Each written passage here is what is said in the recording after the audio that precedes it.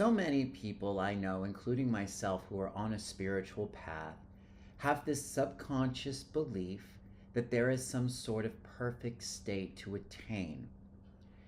I'm going to explain why this isn't really true, kind of where it came from, and how this messes us up so badly. So if you are afraid of making mistakes, if you feel you've made mistakes, if you're trying to be this perfect spiritual master and you have an idea of what that looks like, this video is definitely going to help you.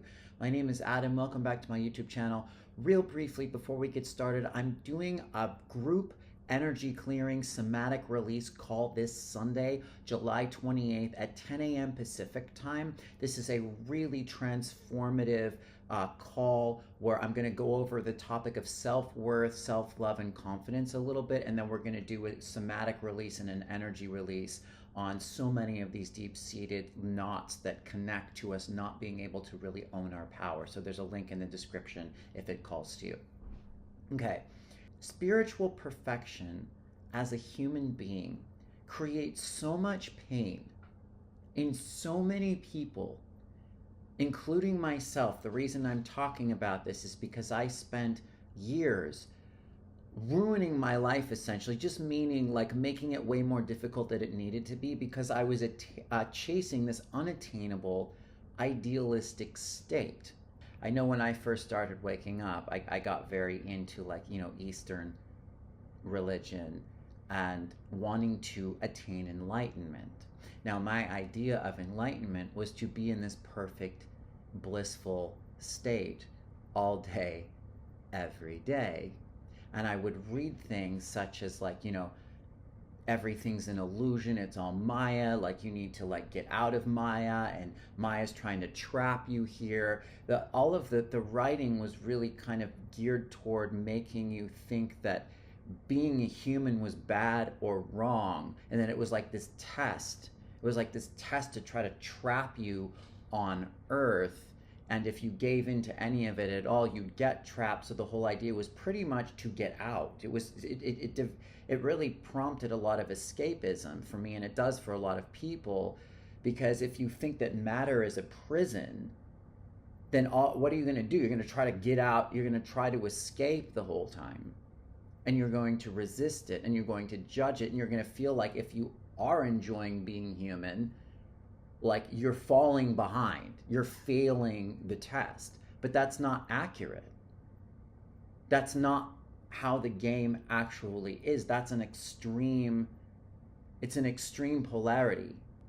When we're chasing spiritual perfection, any perceived mistake that we make then causes us guilt, which then causes us to draw in sort of things and situations that require us to atone for what we did.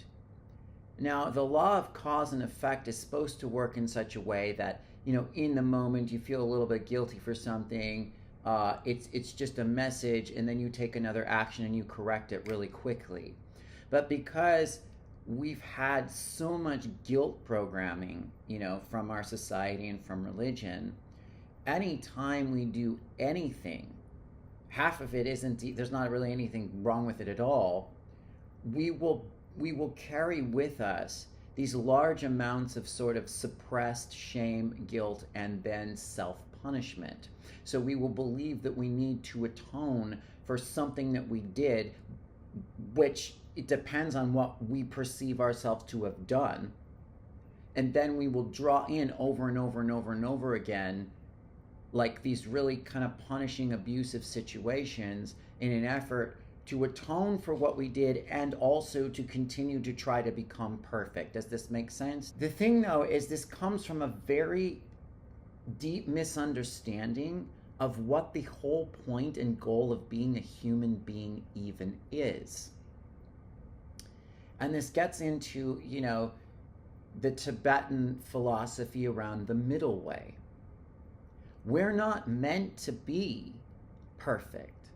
We're not meant to be in the light and in the bliss all day, every day. That's not the purpose of being a human. So you didn't fail to attain your goal. You failed to attain the wrong goal. You actually successfully achieved the correct goal of being a human by making a mistake, but in your mind you have a false ideal that you're measuring yourself up against, and when you don't reach it, you feel like you failed. You didn't. The point of being a human is the middle way. It's to go back and forth a little bit between polarity to find the center of the polarity, to find neutrality, to find harmony. And on one side of the polarity is this idealistic spiritual fantasy realm where everyone is in bliss all day, every day. And there's no struggle, there's no suffering. You never do anything bad or wrong. You never fuck up, you never get angry, you never get sad, you're never afraid. So you're measuring yourself up against a polarity that is taking you out of your center, the center of which is to harmonize all of it, the light and the dark, the good and the bad. Those are the points that keep us and bring us into the middle. And one of the tricks of finding like lines, like where is the middle, like how do you know that you're not centered anymore? Well, you don't generally know until you cross a line into one polarity that's too extreme or the other. And it's only after you cross that line that you can see where it is and you can come back into the middle. So if you've stepped too far one way, you've stepped too far into greed or selfishness, or you've stepped too far into being perfectionistic and idealistic, good, that's what you were supposed to do in order to know where the middle is. So all you need to do from there is come back toward the middle. You don't need to beat yourself up your entire life for stepping over the line. It's all a matter of like having the correct goal, really. There's also this belief that like there's never supposed to be any darkness, or the dark is bad. This is something that happens with a lot of people who wake up spiritually and get sort of stuck in this spiritual fantasy, like idealistic, everything's supposed to be perfectly blissful state. The dark, the light and the dark are two of the polarities that help you find the center. Too much light is as harmful as too much dark. You know, it's like the Nazis versus the communists. It's like extreme right versus the extreme left. It doesn't matter. In the end, everyone dies regardless of the ideology. Anybody who's too polarized or too in the extreme is actually the same person.